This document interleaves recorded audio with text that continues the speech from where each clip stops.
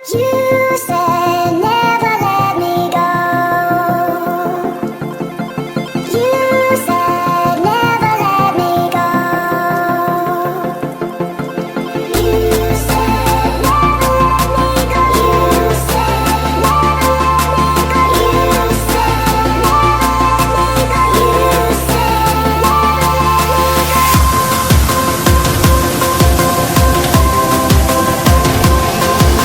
Magandang araw po sa inyo pong lahat. Again, this is Tops Soft Serve Ice Cream. Error number 3 pa rin tayo, part 7. Sana napanood ninyo ang simula natin from part 1, okay, para masubaybayan ninyo kung ano yung topic talaga natin. So, ito yung ating journey sa pag-ayos ng ating soft serve ice cream na nagkaroon ng problema.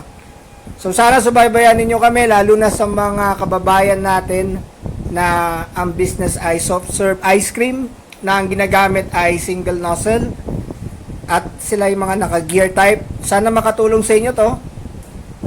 At sana subaybayan ninyo para magkaroon kayo rin ng idea kung ano ang mga pwede ninyong gawin na option pag na-encounter ninyo yung mga ganitong problema sa business ninyo. So, part 7 tayo dito sa sa topic natin, error number 3. So, pumunta ako ng recto. Ayan, ipapakita natin dito sa video kung anong mga ginawa natin na paghahanap ng ating mga parts, kung paano natin siya mabubuo. Kung paano rin natin mapaghihiwalay yung mga parts, kasi kailangan parts by parts mahanap natin yung mga bilihan kung meron tayong mabibili. Okay, so subaybayan po ninyo, samahan ninyo ako sa journey natin at para marami rin kayo matutunan. Okay. Maraming salamat po. Ito ang video natin. Diretso na tayo sa machinist.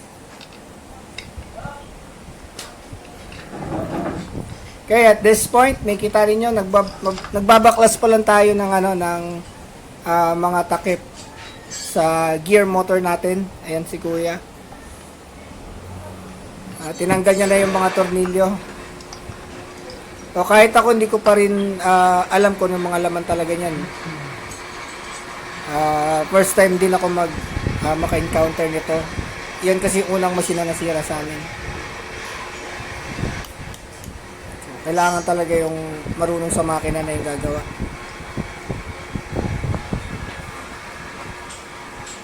So at this point, umaasa ako na meron merong magagawa si Kuya para dito. Kung kaya niyang gumawa ng yung nasirang parts, kasi may mga machine naman sila pang gawa. So tingnan natin. So ayan, tinatanggal na niya parts by parts.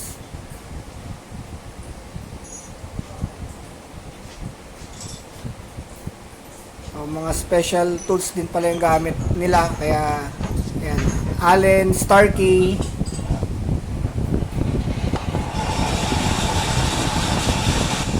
Kakailanganin nila ng press sa sa time na ganyan para mailabas yung bakal na yun. Ayan, kailangan mailabas yan, so gagamit siya dito ng press. Matigas na talaga yan kasi natuyan yan ng langis. Okay, tinatry niya paangatin, baka makuha sa sikrot lang.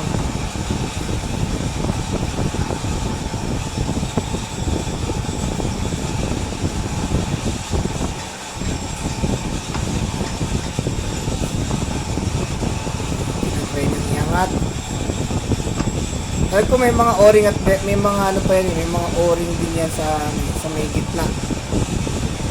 Doon nag-stock na rin yan. Kaya hindi mahirap na rin sa tanggalin.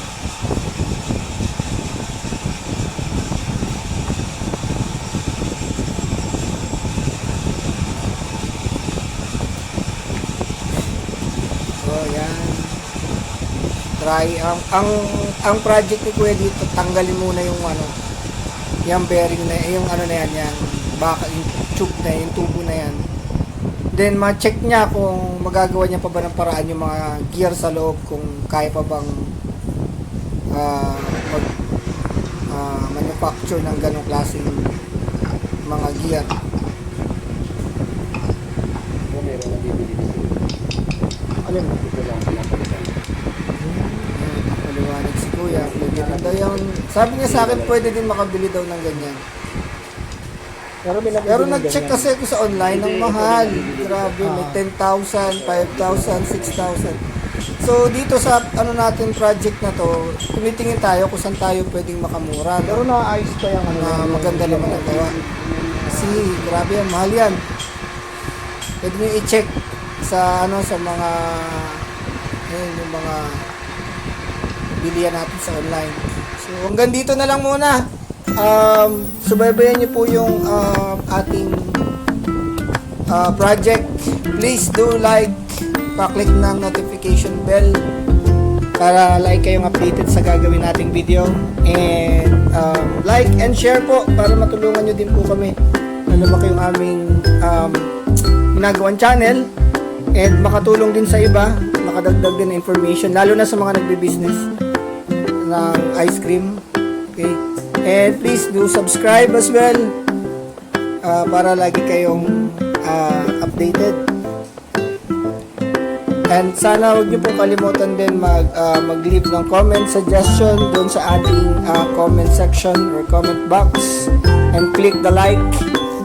Okay, para kung meron kayong mga gustong itanong, idea na gusto niyong sabihin, pwede po kayo maglagay doon sa ating box, sa ating comments section channel sa baba. Okay, and yan, maraming salamat po sa lahat ng nakapanood ng video. Sana po mag-subscribe din po kayo para lumaki rin po yung aming yung ating channel na to. Okay, maraming salamat and have a great day po. Thank you, ingat po.